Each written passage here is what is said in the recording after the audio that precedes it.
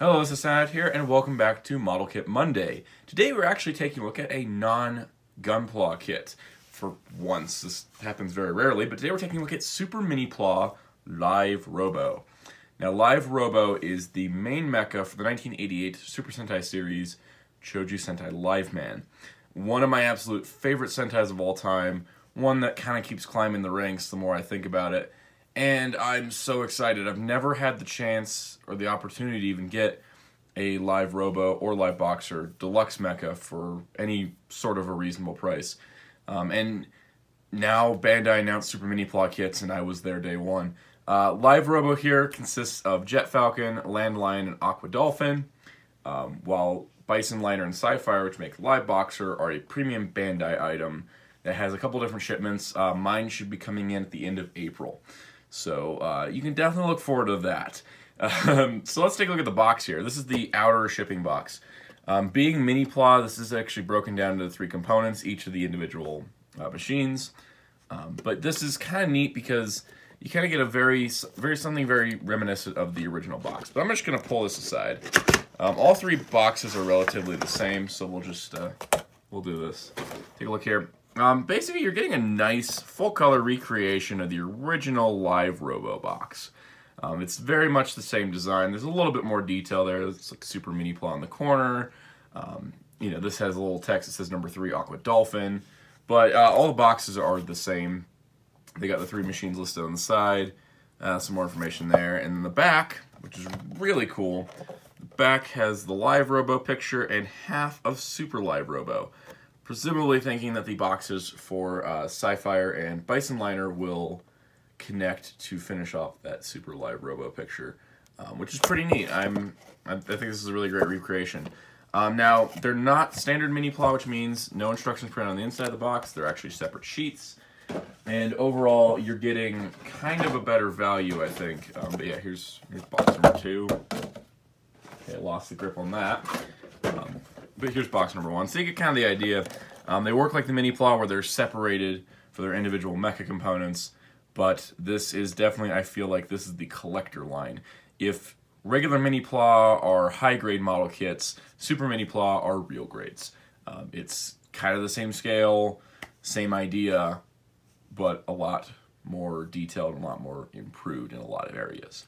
So without further ado, we're going to kick this off by looking at Jet Falcon, Landline, Aqua Dolphin individually, then combining them into Live Robo.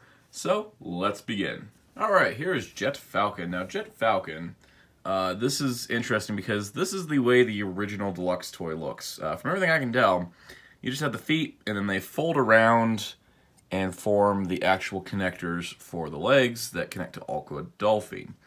So, you know, there's that.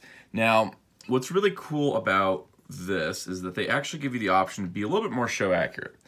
And that means you can actually fold the feet away. There's these plastic cap pieces. These plastic cap pieces have these little gun feet to them of sorts. You can rotate these up, and now you can have Jet Falcon in a proper flying position without just having like cannons sticking out, which is really cool. Now these aren't used for the combination or anything. They're just here for this little bit of show accuracy, and that's something that I appreciate about this overall kit, is the fact that you can actually get, there's little accessory pieces like that that actually just kind of give it more accuracy, which I think is super awesome. Now, when looking at the overall design, it's classic 80s mecha. Very much, I feel like Jetman was, you know, inspired by Gatchaman, obviously, but I think it was also a little bit inspired by Jet Falcon here, because this is very much similar to Jetman, which I think why Jetman is one of the upcoming series that are going to be done in Super Minipla, but I love Jet Falcon. The nice part as well is that these stickers, you think everything would be stickers on this, but it's not. These pieces here, the red here on either side, plus the black and the white, this is all one sticker on either side. The stickers are on the white wings here, and so you got the sticker here and the sticker here, but outside of this black line, all of that is painted. The black and the red on the white is actually painted, which is really nice. This is also a sticker, but this is a partial sticker, only putting in the yellow and the blue. and the black, but the red was actually already there. So pretty cool overall. Now, outside of that, you do get a nice stand. It has the Liveman logo in place. It pegs right here onto the base of Jet Falcon. And now we have a nice little flight stand, which I think is really cool. This is a really handy flight stand, as there are pegs to store other accessories, which we'll talk about later, as well as it being able to be used for Land Lion, we're going to take a look at next. Here is Land Lion, my personal favorite mecha from Liveman, as well as my favorite ranger from Liveman, which is good old Yellow Lion. Now, take a look at Land Lion up close. He looks really nice. Why is that? Well, everything you see on the face is painted. The mane, the eyes, and the nose, as well as the red bits here. The more techie detail here are a sticker, as well as the techie detail on the sides and these little black squares. But everything else you see is painted, which I think is really nice. That's what I kind of meant by, you know, Super Minipla being the real grades to the Minipla's high grades. It's just, there's so much extra detail. And being the older designs, I feel like this line is very much more collector focused. And they are more expensive in proportion. But of all the Minipla I've had, this has the best plastic quality, best sticker quality, and overall best detail. So I'm really happy. Taking a look here, his mouth opens and closes, which is pretty nice. Each of the front legs can move forward, back, and they can move in, and the feet can pivot. The back legs can move a lot more back. This part can move a little bit too, and the foot. Plus you can adjust the tail a little bit if you'd like. The cannons as well, they can be, but they don't pivot, but they can be moved up and down, which is pretty nice. Now there is one little bonus accessory you get with Land Lion, and that is this little clip. This clip slots in there where the two slots are. You clip that in, and now he's compatible with the Jet Falcon stand. So now I got Land Lion kind of in his running pose. A lot of the times in the show, it wasn't, being a practical model, it wasn't touching the ground when it was running, so it was kind of doing this motion. So that's a really cool detail. It's just one of those, again, bonus things that just makes this really awesome. Here is Aqua Dolphin. Now, Aqua Dolphin's probably the weakest of them. It is designed to be two dolphin submarines of sorts. It didn't really do a whole lot in the show. It kind of just floated around and shot missiles. It also could just fly. It doesn't even need to be in water, so it's not necessarily a water-based mecha. But it is a pair of dolphins, and it does get that dolphin look to it. I think that that's what's important about the theming of Liveman, is that they're a mixture of they're animal-themed vehicles, and they very much carry that quite well. Everything's painted that you see. It's either plastic or painted detail, except for the red stripes here and the Liveman sticker on the side. So very few stickers on this. There's more stickers on Jet Falcon than there were Land Lion and Aqua Dolphin combined. But yeah, the sticker's really high quality as well. And that's pretty much it. There are wheels, so you actually do have the ability to roll it. This mirror surface isn't the best, but it does roll pretty well. You got four wheels here and there, which is pretty nice. So that's pretty much Aqua Dolphin. There's really nothing else to say. Alright, so here we have all of the machines together, and we're ready to combine into Live Robo. Alright, so here we have Jet Falcon, so we'll take the stand off here. Next, we'll come down below. Now this is the thing that surprised me, is that this kit is incredibly complicated. So we'll start off by folding the wings in. You can do it either this way or this way, it doesn't matter. These will fold in as well. You want to pull those gray caps off the top and just leave them off to the side. We won't really see them again. The center portion here comes off, and this becomes the shield. And this in here pulls out for the handle. So there's that. We'll put that off to the side as well. Coming back to Jet Falcon, this is where it gets slightly complicated. So you want to rotate the legs down, and you want to pull these panels off. These will then insert the ball joint into the little slot there to become guards. You also notice how there is this rod, and the way the rod's designed is so that you can slide this in and out. That is because this is the proper position for Jet Falcon, and you need to push it in for Live Robo. That is really tight, and I'd actually recommend just kind of wiggling it in place instead of trying to push it, because there's a lot of tension there and you could actually hurt yourself, I think, if you're not careful. But once you get it kind of in there, you have a more natural standing. From here, you want to slide this whole piece down. It's on a little slider. Flip this piece back, because here's the head, which, by the way, head's fully painted. Thank you, Bandai. But yeah, that's pretty much the component for Jet Falcon. Taking a look at Land Lion, what we're going to do here is pull the cannons off the top, put them off to the side. We'll look at those later. You then want to come around, fold in the lion legs. They'll fold up like that, and line them up like that. It's like this. Then you want to split this in half. You're going to pull the tail off. Tail folds up. That's about all you ever do with it. I actually don't know if there's any official way to store this, but there's a few options we'll look at. Coming back around here, once this actually does have a nice sliding mechanism that clicks in place. Bring the arms down, rotate them forward. You then want to pull the panel open here, which has a little tab. Then fold this forward, bringing this around like so, and closing it in. Which is really nice and solid. Everything's really tight on this, which I really appreciate. Too many model kits get loose sometimes. Alright, so there we have the Land Lion torso. Aqua Dolphin's dirt simple. Fold the little flaps in, come around to the back, bring these open, pull the feet forward. Being careful, because my right foot of my live Robo likes to kind of split along there. But once we're here, bring the two dolphin tails down, close the little panels back up, flip the little fins down, split in half.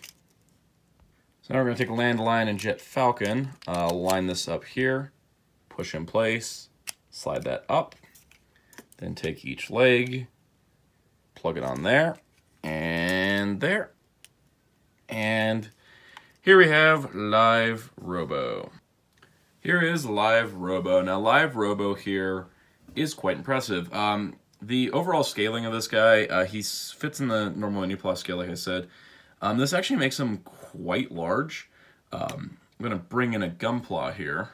So here's a standard size, high grade, I'd say. High grades are all kinds of sizes these days. But there's the Build Burning Gundam, and you can kind of see how it's, you know, substantial size. Like, this isn't a small kit in any means. I'd say roughly it's about half the size of the original. I say roughly because I don't have the original. But let's take a closer look. Now, looking at Live Robo himself, there's a lot going on here that I really appreciate. Like I said, the painted head is nice, and just the overall way the details are done. The fact that these these pop off the leg pieces to plug into the waist allows for forward leg movement. In fact, this was the coolest part about this. There's full articulation on this guy, and he still combines. So at a larger scale, I feel like this wouldn't be as sturdy, but here at this size, it's good. So we got a ball joint neck, which is really nice. We've got 360 shoulders, just like the original. They move out now. They move out again. We also have elbows, which I believe are on the original as well, but then we have a bicep swivel that's new. We also have a wrist swivel, which is pretty nice. I do really like that. The biggest surprising addition was the actual waist joint, which was worked in, which I really appreciate. Hips move out, they move forward, again with the skirt getting out of the way. They also move back, a little bit hindered by the backpack, but that's unavoidable. Thigh swivel, and a double jointed knee of sorts, because you can kind of get a little bit of extra range. It's really a single joint, and it goes a full 90, so that's pretty awesome. Plus, it does rotate here as well at the connection. Plus, the feet do pivot, and they do tilt. So you can actually get this guy in quite a bit of poses. His chunkier design really doesn't allow for anything further. I think this is probably the max amount of articulation you can get out of this design. Now, you're probably wondering, his hands look a little small. Well, yeah, they are. They have to fit inside of the arm cavities. And for some, that perfect transformation is what they're looking for. But for others, they've included an option. Removing these fists here will allow you to replace them with an alternate set of fists. Not that one, but this set, which is actually quite a bit larger and looks, I'd say, better proportioned to the actual robot than the smaller hands. So you do get this option, which I think is really nice because this kind of gives it a better look overall. Like I said, there was the shield that was off of Jet Falcon that just plugs right on to his hand. It's kind of complicated, but you can put it right here. One thing that's kind of a disappointment, I feel like they could have included an extra shield or figured this out, but because of this whole space right here, there's no way to attach it to his arm like it was carried in the show. But that's a transformation problem. I also have the sword, which did come with Aqua Dolphin, which slots in right there. And now we've got a nicely fully armed live Robo. Except I totally forgot something because I set them down here. The cannons. The cannons actually do have a spot to go. You actually take and slot them into these little slots right here. My bad. I totally forgot about them because I popped them off of Land Lion and then I set them in a different spot than the other pieces. But yes, so you also get those. There we go. That's more like it. Removing the sword here, I'm going to show this just on one. These handles here, that actually the plugs, do allow you to have him carry them. Which he does do in the show, so that's something that did happen occasionally. So he does have extra weaponry in that way, too. I'm more of a traditionalist, so I like the sword and shield look. My preferred weapons for a main mecha. I kind of like when the secondary mecha go nuts, but I like the sword and shield, or at least a sword. I think those are really nice. Now, you're probably wondering what about the tail. Not really much to do. There's a couple pegs on the back of the shield if you really want to, like, keep track of that tail. There you go. Looks really ugly, though. There's really no solution. The instructions give you no indication of anywhere to put the tailpiece, nor the gray, I just launched one, but nor the gray covers here. I do wish the peg size here matched the peg size here, so you could just plug these on here, but no dice. That's the only thing I think that's my problem with it, is that there's a lot of parts that get stuck left over. If you're curious, the stand actually does work for him. He does have a peg here, which you can actually sort of line up the stand on. It's really hard to do, but if you really wanted it, but it's not really tall enough, that peg's more beneficial if you have like a Gundam action base or something similar, like a Tamashii stage or something like that. But what's cool about the stand is that there is a spot on here, you may have noticed, there's a few pegs. So the extra clip for Land Lion can plug right there, and the other hands can plug in right here. The last spot is for an extra hand, which is this one. You notice the peg is rotate down. This is for your downward slashing poses. I haven't really figured out any good ones to do just because the design kind of hinders a lot of those poses. But if you want him like raising the sword in the air like He-Man, you've got a downward angle, which also just plugs right here so you can keep track of all the extra hands. So you've got this, you've got the little gray pieces and the tail. That's pretty much all that's left over, and that's honestly not too bad. And overall, I'm really impressed. You've got a near perfect transformation. Actually, you do have a perfect transformation. You can swap out the hands if you want. You know, you're stuck with a couple pieces left over. Those gray covers, if you ignore those, you know, that can factor into your perfect transformation. And if you really want to have every piece go somewhere, you can, like I said, plug the tail into the actual shield. It's not the best method because it looks really bad, but you know, it is an option if you really, really want to. Personally, I'm fine with him just like this, and having a few pieces left over is honestly okay with me. It's not something that really detracts because the pieces aren't major.